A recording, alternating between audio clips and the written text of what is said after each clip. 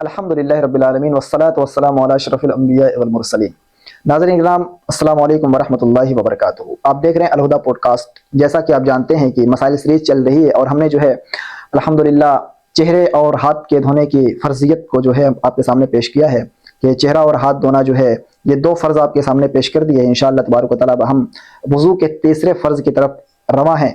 तो इंशाअल्लाह आज हम जानने की कोशिश करेंगे कि मसह के ताल्लुक से कि कितना मसह सर का करना ज़रूरी है। तो आइए हज़रत के बारगाह में उनसे जानते हैं कि सर का कितना मसह करना ज़रूरी है। अस्सलामु अलैकुम वरहमतुल्लाहि वबरकातुहू। वालेकुम सलाम वरहमतुल्लाहि तआला वबरकातुहू। आप खैरियत से हैं हज़रत? अल्हम्दुलिल्लाह अला कुल्ली हाल। आप साथ बखैर हैं? अल्हम्दुलिल्लाह माशाअल्लाह, बहुत खूब। हज़रत, चूँकि हमारा वज़ू का बयान चल रहा है और जी वज़ू की फ़र्ज़ियत पर जो है दो फ़राइज़ हमने हो गए हैं, जी तो हज़रत मसह के ताल्लुक से जो है जी। को तो सर का जो है कितना मसह जो है करना ज़रूरी है? नहमदुहु व नुसल्ली अला रसूलिहिल करीम, अम्मा बाद। वुज़ू में तीसरा फ़र्ज़ जी ये सर का मसह करना है। अल्लाह रब्बुल इज़्ज़त कुरान मजीद में इरशाद फरमाता है, बिस्मिल्लाहिर रहमानिर रहीम, इज़ा कुंतुम इला स्सलाति फ़ग़सिलू वजूहकुम व अयदियकुम इलल मराफ़िक़ वमसहू बिरुऊसिकुम जी व अर्जुलकुम इलल काबैन। तो अल्लाह रब्बुल इज़्ज़त ने कुरान मजीद में इरशाद फरमाया, वमसहू बिरुऊसिकुम, अपने सरों का मसह। तो इशारे करीमा से ये पता चला जी कि वुज़ू में मसह करना फ़र्ज़ है, लेकिन कितना मसह करना है जी कि इस आयत में बयान नहीं।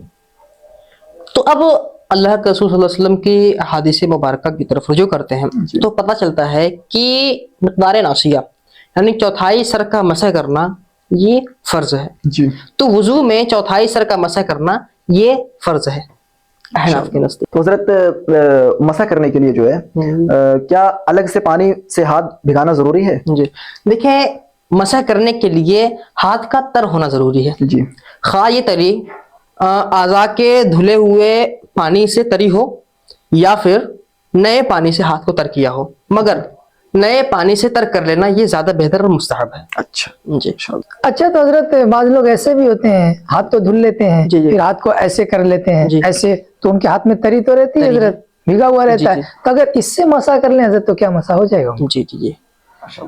माशाल्लाह, आपका बड़ा प्यारा सवाल है कि जैसे कि अभी मैंने कहा कि अगर किसी उज़्व के धुलने से तरी हो हाथ में तो उससे मसा कर सकते हैं, लेकिन नए पानी की तरी का होना ये ज्यादा बेहतर और मुस्तहब है। तो आपका सवाल ये है कि बाज़ लोग हाथ धुलने के बाद इस तरह करते हैं और इस तरह करते हैं, हाथ तो पूरा तर ही होता है।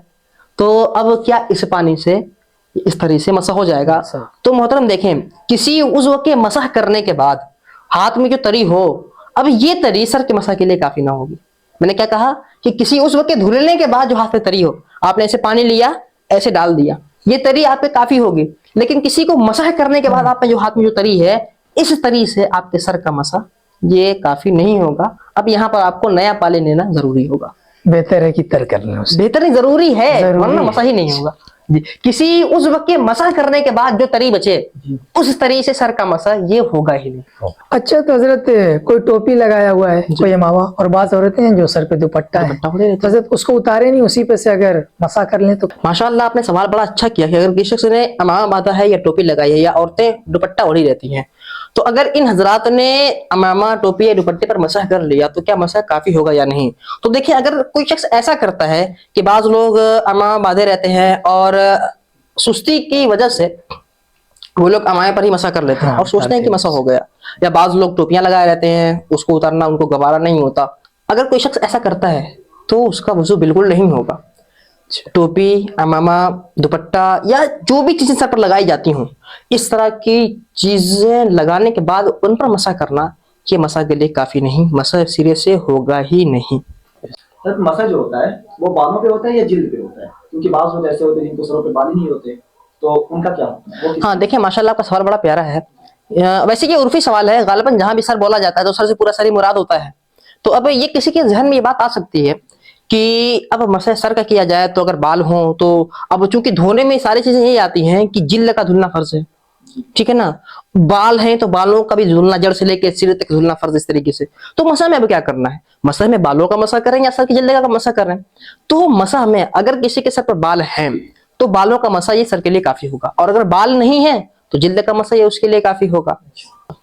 बाज़ लोग ऐसे होते हैं जिन्होंने जो है बड़े बाल रखे होते हैं। जी जी। वो बाज़ औक़ात कंधों तक होते हैं या कान की। हाँ, वो कहीं तक हम बड़े बाल होते हैं। बाज़ लोग ऐसे, तो वो जो है अपने लटकते हुए बालों पर जो है ऐसे मसा कर लेते हैं, तो क्या उस तरह मसा हो जाएगा? अच्छा देखें, हाँ बड़ा अच्छा सवाल है काफी।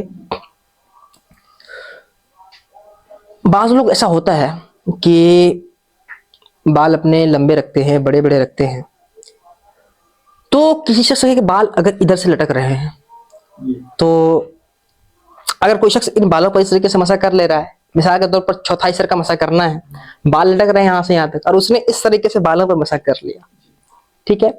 तो अभी मैंने बताया जैसा कि अगर किसी के सर पर बाल हो तो बालों पर मसा कर लेना, सर का मसा हो जाएगा। तो कोई शख्स इससे ये सोच सकता है या कह सकता है कि बाल लटक रहे हैं, चलो हम यहीं पे मसा कर लेते हैं, चौथाई सर का तो हो जाएगा मसा, बस हो जाना चाहिए। तो ऐसा नहीं है, लटकते हुए बालों पर मसा ये काफी नहीं होगा। जो बाल सर पर हैं, सर की हद में आते हैं, उन बालों पर मसा करना ये सर के मसा के लिए काफी होगा। सर के हदूद से जो बाल बाहर हैं, लटक रहे हो या हाँ कुछ भी हो, उन पर मसा ये सर के लिए काफी नहीं होगा। हाँ, सर की हदूद के अंदर जो बाल हैं, यानी सर के ऊपर जो बाल हैं, उन पर अगर कोई शख्स चौथाई सर के बराबर मसा कर ले तो ये मसा उसके सर का मसा हो जाएगा। ये मसला है।